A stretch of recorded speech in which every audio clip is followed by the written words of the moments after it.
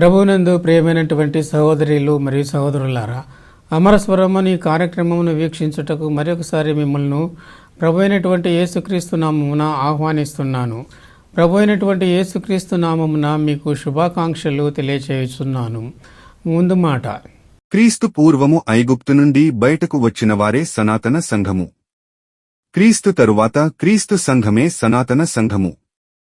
క్రీస్తు సంఘమైన కథోలిక సంఘము, సనాతన సంఘము కథోలిక సంఘము నుండి ఒక శాఖగా విడిపోయినదే ప్రొటెస్టెంట్ సంఘము. అందువలన ప్రొటెస్టెంట్ సంఘము కూడా సనాతనమే. ప్రొటెస్టెంట్ సంఘము నుండి బయటకు వచ్చినవి డినామినేషన్లు. ఎస్జెడమ్ము. వాక్యపఠనము. యోహాను సువార్త 10వ అధ్యాయము 17 మరియు 18 వచనములు చదువుకుందాము. యోహాను రాసిన సువార్త 10వ అధ్యాయము 17 మరియు 18 వచనములను చదువుకొనిదాము. నేను దాని మరలా తీసుకొనున్నట్లు నా ప్రాణము పెట్టుచున్నాను, ఇందువలననే నా తండ్రి నన్ను ప్రేమించుచున్నాడు. ఎవడును నా ప్రాణము తీసుకొనడు, నా అంతటా నేనే దాని పెట్టుచున్నాను. దాని పెట్టుటకు నాకు అధికారము కలదు, దాని తిరిగి తీసుకొనుటకు నాకు అధికారము కలదు. నా తండ్రి వలన ఈ ఆజ్ఞ పొందితిన నేను. మనం చదువుకున్న యొక్క వాక్యాన్ని ఆధారము చేసుకొని నేనే నా ప్రాణమును పెట్టుచున్నాను అనే అంశాన్ని గురించి మనము ధ్యానించుకుందాము. నేటి ధ్యానాంశము నేనే నా ప్రాణమును పెట్టుచున్నాను. మరో మాటలో చెప్పాలంటే తనను తాను అప్పగించుకొనెను అని కూడా మనము చెప్పుకోగలము. కాబట్టి మన ప్రభు అయినటువంటి యేసుక్రీస్తు నేనే నా ప్రాణమును పెట్టుచున్నాను అన్నటువంటి మాటలను ఇక్కడ పలుకుతున్నట్లుగా మనము చూస్తుంటున్నాము. కాబట్టి మానవుల కోసము, మానవుల పాపముల కోసము, మానవుల పాపముల విమోచనము కోసము, క్షమాపణ కోసము, మానవులను నీతిమంతులుగా తీర్చటము కోసము, పరిశుద్ధులుగా చేయటము కోసము, మానవులను పరలోకమునకు వారసులుగా చేయటము కోసము మరి ఈ లోకంలో మరి ఎవ్వరూ లేరు. ప్రభు అయినటువంటి యేసుక్రీస్తు మాత్రమే ఉన్నాడు. అందువలన ఆయననే నేనే అని చెబుతున్నట్లుగా మనము చూస్తుంటున్నాము. ఆయన మాత్రమే మానవుల కోసము ప్రాణము పెట్టినటువంటి వాడు అన్నటువంటి విషయాన్ని మనము చూస్తుంటున్నాము.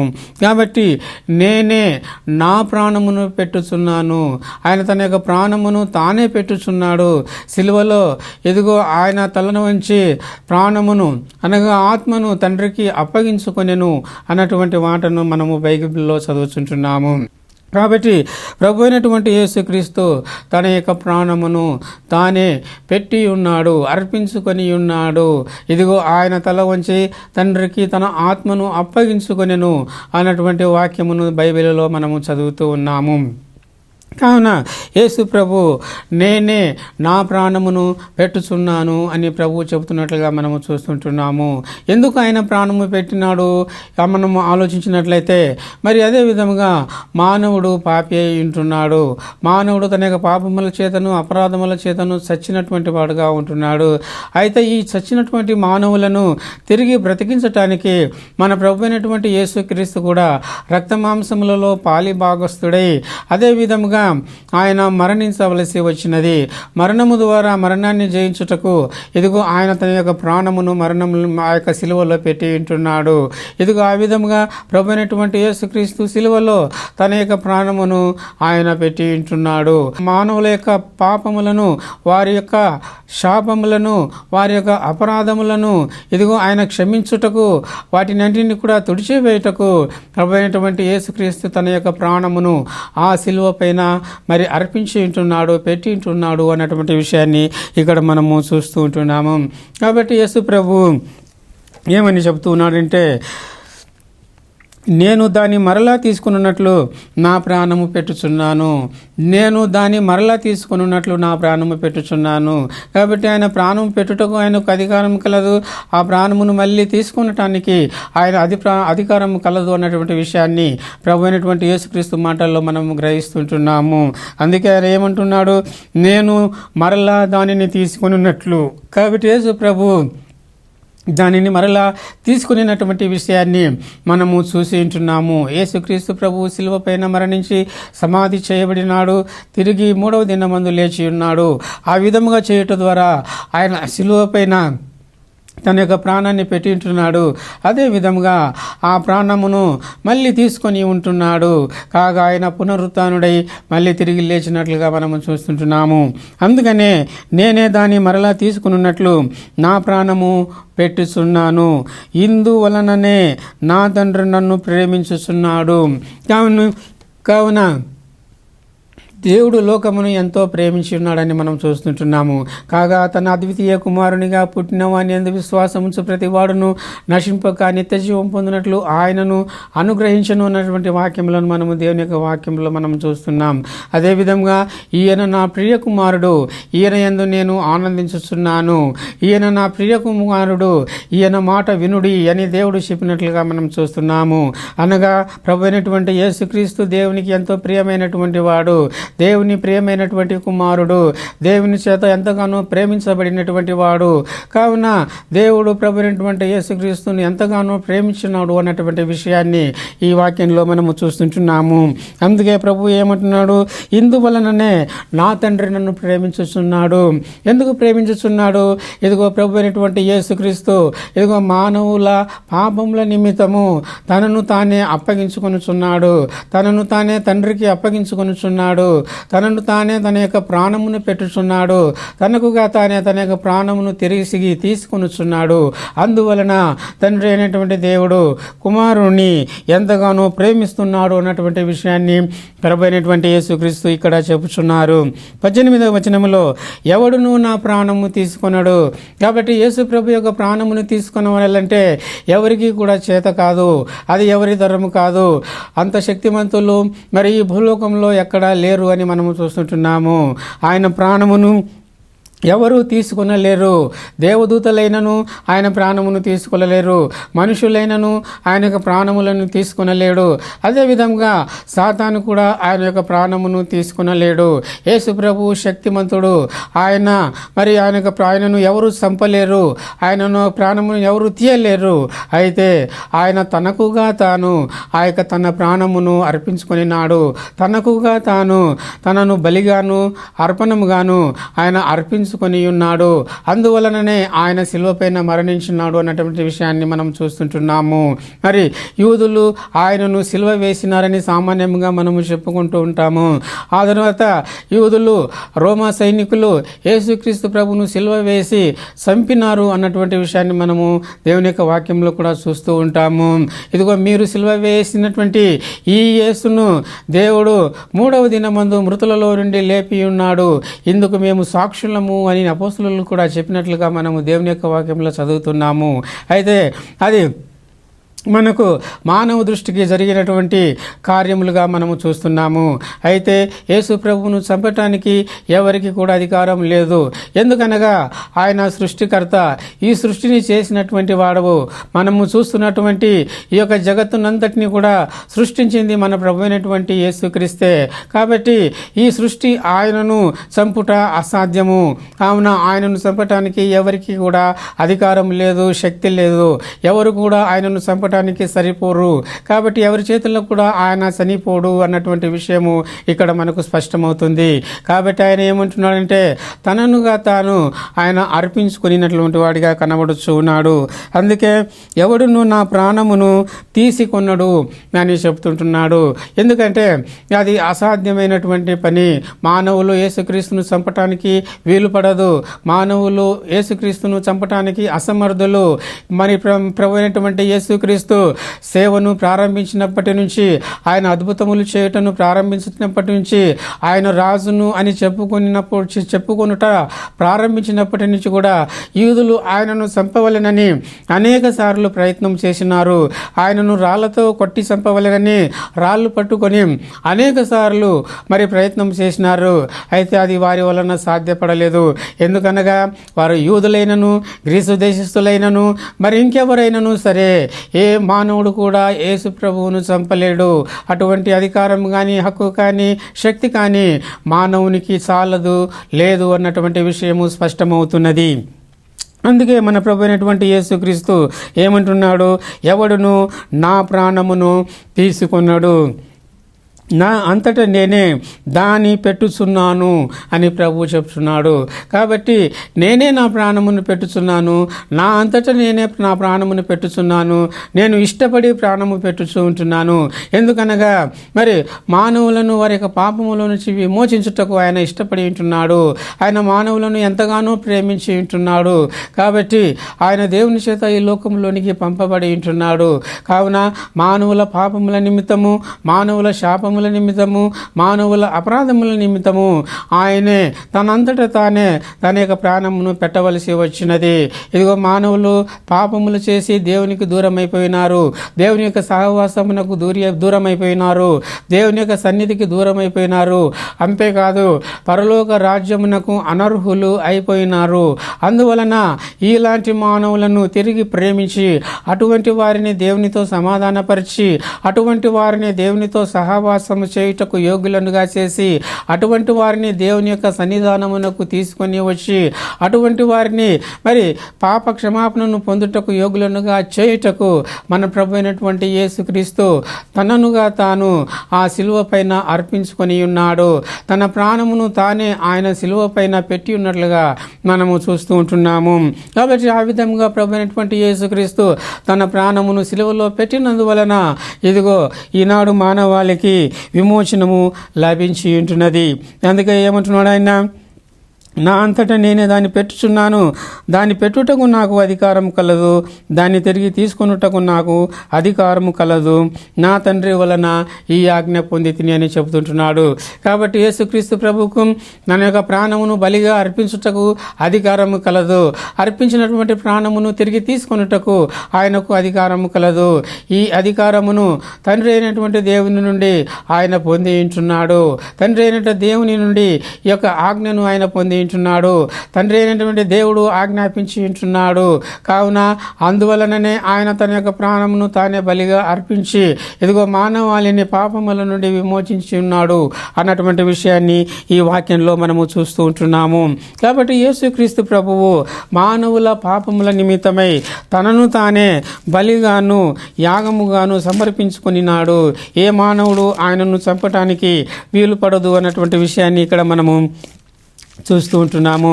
అదేవిధంగా మనము ఎఫెసీయులకు రాసిన పత్రిక 5వ అధ్యాయంలో మనము చూసినట్లయితే ఎఫెసీయులకు రాసిన పత్రిక 5వ అధ్యాయము మొదటి 2 వచనాలు మనము చదివినప్పుడు, కావున మీరు ప్రియులైన పిల్లల వలె దేవుని పోలి నడుచుకొనుడి, క్రీస్తు మిమ్మును ప్రేమించి పరిమళ వాసనగా ఉండుటకు మన కొరకు తన్ను తాను దేవునికి అర్పణగాను బలిగాను అర్పించుకొనెను, అలాగుననే మీరు ప్రేమ కలిగి నడుచుకునుడి అని చెప్పేసి మనం చూస్తుంటున్నాము. కాబట్టి ఇక్కడ కూడా తనను తాను అర్పించుకొనెను అన్నటువంటి విషయాన్ని మనము చూస్తుంటున్నాము. కాబట్టి యేసు ప్రభువు తనను తాను అర్పించుకొని ఉంటున్నాడు. ఎందుకోసము? ఇదిగో క్రీస్తు మిమ్మల్ని ప్రేమించాడు, ఆయన మనలను ప్రేమించాడు, ఎంతగానో ప్రేమించాడు. ఎందుకనగా మనము పాపములలో జీవిస్తుంటున్నాము, పాపములలో నశిస్తుంటున్నాము, పాపములలోనే మరణిస్తుంటున్నాము. అందుచేత మనలను విడిపించటానికి ఆయన మనలను ఎంతగానో ప్రేమించినట్లుగా మనం చూస్తుంటున్నాము. మిమ్మును ప్రేమించి పరిమళ వాసనగా ఉండుటకు, పరిమళమైనటువంటి వాసనగా ఉండుటకు అనగా దేవునికి అంగీకార యోగ్యమైనటువంటి మనుషులుగా ఉండుటకు, దేవుడు స్వీకరించుటకు అంగీకారమైనటువంటి యోగ్యులమైనటువంటి మనుషులుగా ఉండుటకు, దేవుని కుమారులుగా మార్చబడుటకు, దేవుని సంతానముగా మార్చబడుటకు, దేవుని సొత్తైన ప్రజలుగా మార్చబడుటకు, దేవుని జనాంగముగా మార్చబడుటకు, దేవుని రాజ్యాంగముగా దేవుని రాజ్యముగా మార్చబడుటకు మరి ఆయన మరి తనను తాను అర్పించుకున్నట్లుగా మనము చూస్తూ ఉంటున్నాము. ఇది ఏ పరిమళ వాసనగా మనము చూస్తూ ఉంటున్నాము. కాబట్టి మారు మనస్సు పొంది బాప్తిసము పొంది రక్షణ పొందినటువంటి వారు, పాపము నుండి విమోచన పొందినటువంటి వారు, పాపములను కడిగి వేసుకున్నటువంటి వారు, నీతిమంతులుగా తీర్చబడినటువంటి వారుగా కనబడుతుంటున్నారు. అట్టివారు దేవుని దృష్టికి మరి పరిమళ వాసనగా ఉంటున్నట్లు ఇక్కడ మనము చూస్తుంటున్నాము. కాబట్టి ప్రభువైనటువంటి యేసుక్రీస్తు మానవులను ప్రేమించాడు. వారు పరిమళన వాసనగా ఉండుటకు మానవుల కొరకు తనను తాను దేవునికి అర్పణగా అర్పించుకొనినాడు, బలిగా అర్పించుకొనినాడు అన్నటువంటి విషయాన్ని ఇక్కడ మనము చూస్తూ ఉంటున్నాము. కాబట్టి యేసుక్రీస్తు ప్రభు అర్పణగా అర్పించుకొని ఉన్నాడు, ఆ శిలువ పైన ఆ బలిగా అర్పించుకొనినట్లుగా మనము చూస్తుంటున్నాము.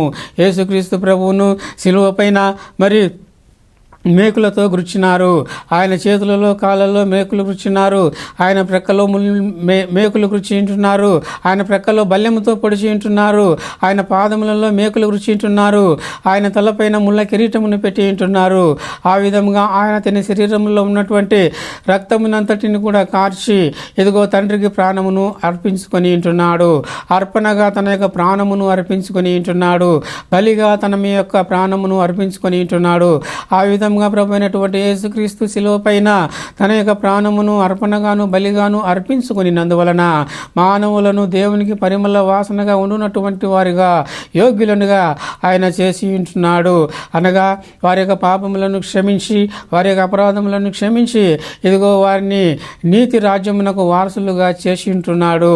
అందువలననే ఆయన ప్రేమ ఆయన యొక్క బలియాగంలో వ్యక్తమవుతున్నది అనేటువంటి విషయాన్ని మనము చూస్తుంటున్నాము. అందుకే ప్రభు అయినటువంటి యేసుక్రీస్తు తనను తాను అప్పగించుకొనెను అన్నటువంటి విషయాన్ని మనము దేవుని యొక్క వాక్యంలో మనము చూస్తుంటున్నాము.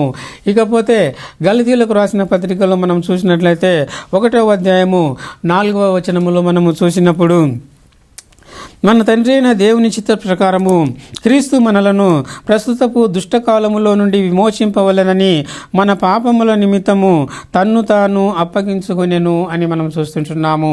ఇక్కడ కూడా తన్ను తాను అప్పగించుకొనెను అన్నటువంటి విషయాన్ని మనం చూస్తున్నాము. ఎందుకు ఆయన అప్పగించుకున్నాడు, తనను తాను ఎందుకు అప్పగించుకున్నాడు అన్నటువంటి విషయాన్ని మనం చూసినట్లయితే మన తండ్రి అయినటువంటి దేవుని చిత్తము ఆ విధముగా ఉన్నది. ఏ విధముగా ఉన్నది? ఆయన తనను తాను అర్పించుకునవలెను అనున్నది దేవుని యొక్క చిత్తం అయి ఉంటున్నది. ఎందుకు దేవుని చిత్తం అయి ఉన్నది అంటే క్రీస్తు మనలను ప్రస్తుతపు దుష్టకాలముల నుండి విమోచింపవలెనని. కాబట్టి ప్రస్తుతము మనము దుష్టకాలంలో ఉంటున్నాము, అంత్య దినముల యందు ఉంటున్నాము, అపాయకరమైనటువంటి కాలములలో ఉంటున్నాము.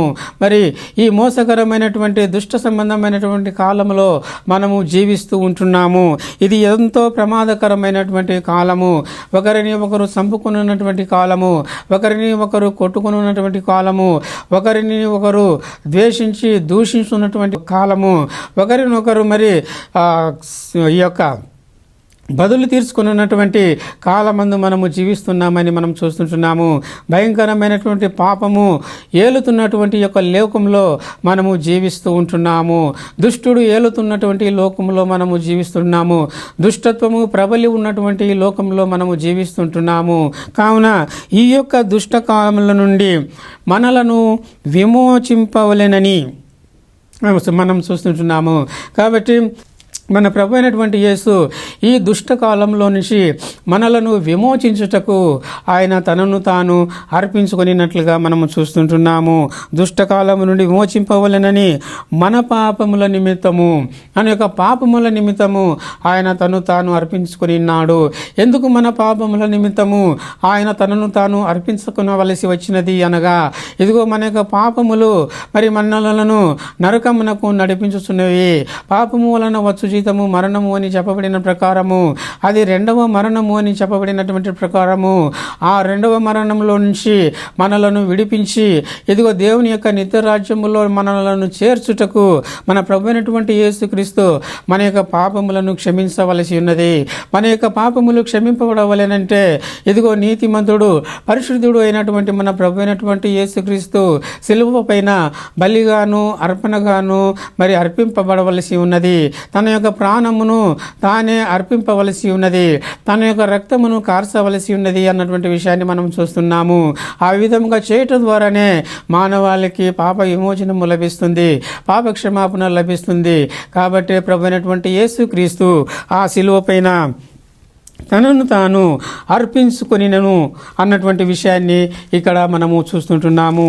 అదేవిధంగా ఇంకా దేవుని వాక్యంలో మనము చూసినప్పుడు తిమోతిలకు రాసినటువంటి మొదటి పత్రిక 2వ అధ్యాయము 6వ వచనంలో మనము చూసినట్లయితే, ఈయన అందరి కొరకు విమోచన క్రయధనముగా తన్ను తానే సమర్పించుకొనెను, దీని గూర్చిన సాక్ష్యము యుక్తకాలమందు ఇయ్యబడును అని పౌలు ఇక్కడ చెప్తున్నట్లుగా మనం చూస్తుంటున్నాము. కాబట్టి ఇక్కడ కూడా తనను తాను అర్పించుకొనెను అన్నటువంటి మాటలు ఇక్కడ మనం చూస్తుంటున్నాము. పౌలు ఏమంటున్నాడు? ఈయన అందరి కొరకు అని చెప్తుంటున్నాడు. అందరి కొరకు అనగా మనుషులందరి కొరకు, ఏ భేదము లేదు, దేశం యొక్క భేదము లేదు, రాష్ట్రాల యొక్క భేదము లేదు, భాషల యొక్క భేదము లేదు, జాతుల యొక్క భేదము లేదు, రంగుల యొక్క భేదము లేదు, రూపుల యొక్క భేదము లేదు, ఏ భేదమును లేదు, అందరి నిమిత్తము అని ఇక్కడ మనము చూస్తుంటున్నాము.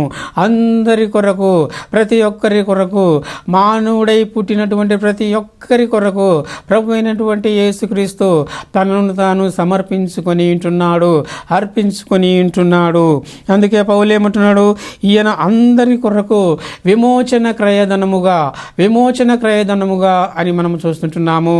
కాబట్టి మనలను మన పాపముల నుండి విమోచించుటకు ఆయన క్రయధనముగా తనను తాను ఆ శిలువ పైన సమర్పించుకున్నట్లుగా ఇక్కడ పౌలు చెప్తున్నట్లుగా మనము చూస్తుంటున్నాము. కాబట్టి ఆయన తనను తానుగా ఆ శిలువ పైన తన యొక్క ప్రాణమును అర్పించుకున్నట్లుగా దేవుని యొక్క వాక్యంలో మనము చూస్తుంటున్నాము. అదేవిధంగా మనము దేవుని యొక్క వాక్యంలో మనము చూసినప్పుడు తీతుకు రాసిన పత్రిక 2వ అధ్యాయము 14వ వచనంలో మనము చూసినట్లయితే, ఆయన సమస్తమైన దుర్నీతి నుండి మనలను విమోచించి సత్క్రియల యందు ఆసక్తి గల ప్రజలను తన కోసరము పవిత్రపరుచుకొని తన సొత్తుగా చేసుకొనుటకు తన్ను తానే మన కొరకు అర్పించుకొనెను. కాబట్టి ఇక్కడ కూడా మనం చూసినట్లయితే తన్ను తానే మన కొరకు అర్పించుకొనెను అన్నటువంటి విషయాన్ని ఇక్కడ మనము చూస్తూ ఉంటున్నాము. ఇందుకోసం ఆయన అర్పించుకొని ఉంటున్నాడు. ఇక్కడ పౌలు తీతుకు ఏమని చెప్తున్నాడు? ఆయన సమస్తమైనటువంటి దుర్నీతి నుండి, కాబట్టి మనలను సమస్తమైనటువంటి దుర్నీతి నుండి విడిపించుటకు ఆయన తనను తాను అర్పించుకొని ఉంటున్నాడు. దుర్నీతి యందు మనము జీవిస్తూ ఉంటున్నాము. దుర్నీతి దేవుని సన్నిధానంలో ఉండదు. దేవునికి దుర్నీతి ఆటంకకారిగా ఉంటున్నది. దుర్నీతి పరులు దేవునిని సమీపించలేరు. కావున ఆ దుర్నీతి నుండి మానవులకు విమోచనము కావలెను. ఆ దుర్నీతి నుండి విడిపించుటకు ప్రభు అయినటువంటి యేసుక్రీస్తు తనను తాను సమర్పించుకొని ఉంటున్నాడు. ఇంకా సత్క్రియల యందు ఆసక్తి గల ప్రజలను తన కోసరము పవిత్రపరుచుకొని, కాబట్టి సత్క్రియల యందు ఆసక్తి గల ప్రజలనుగా మానవులను చేయుటకు ఆయన తనను తాను సమర్పించుకునేట్లుగా మనం చూస్తుంటున్నాము. దేవుని యందు విశ్వాసం ఉంచవలెను, క్రియలతో కూడినటువంటి విశ్వాసం ఉంచవలెను. ఆ క్రియలు సత్క్రియలు అయి ఉండవలెను.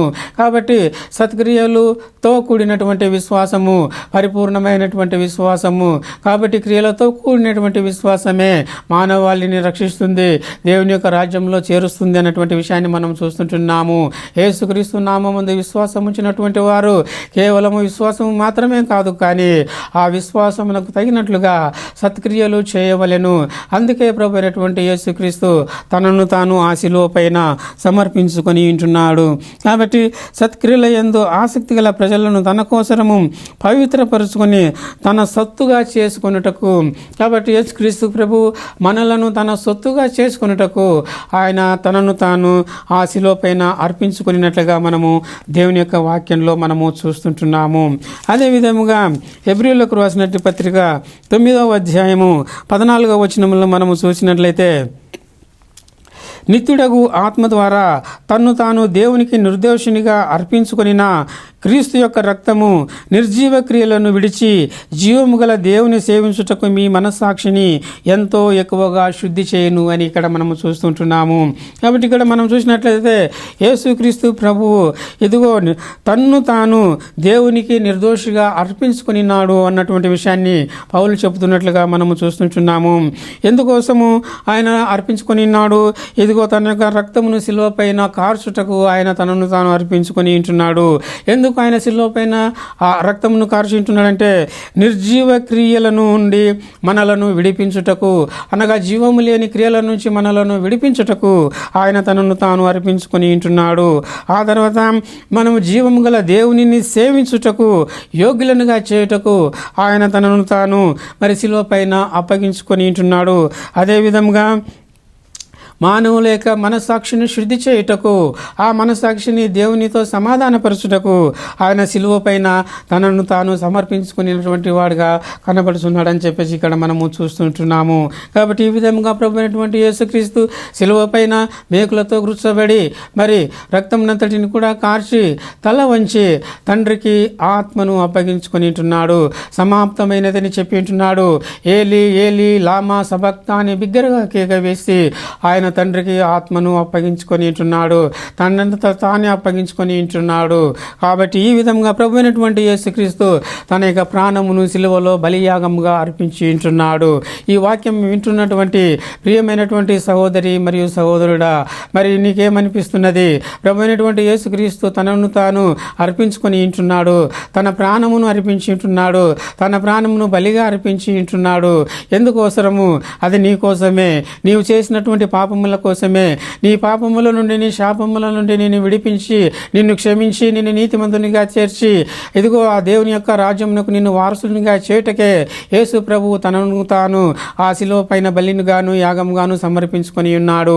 ఆ ప్రభు అయినటువంటి యేసుక్రీస్తును ఈరోజు నీవు నమ్మినట్లయితే, నీవు మారు మనస్సు పొందినట్లయితే, నీవు పశ్చాత్తాపం పడినట్లయితే, నీ పాపములు ఒప్పుకొనినట్లయితే ఆయన నమ్మదగిన వాడును నీతిమంతుడును గనుక ఈ రోజే పాపములను క్షమించి నిన్ను నీతిమంతునిగా చేర్చి నిర్జీవ క్రియల నుంచి, దుష్టకాలం నుంచి ఆయన నిన్ను విడిపించి, ఇదిగో దేవుడు ప్రేమించినటువంటి ఆ యొక్క రాజ్య నివాసులుగా ఆయన నిన్ను చేయునని నిన్ను దేవుని వాక్యము ద్వారా బతిమాలుచున్నాను. ఆ విధముగా చేయుటకు ప్రభువు నీకు సహాయం చేయునుగాక. ప్రార్థించుదాము.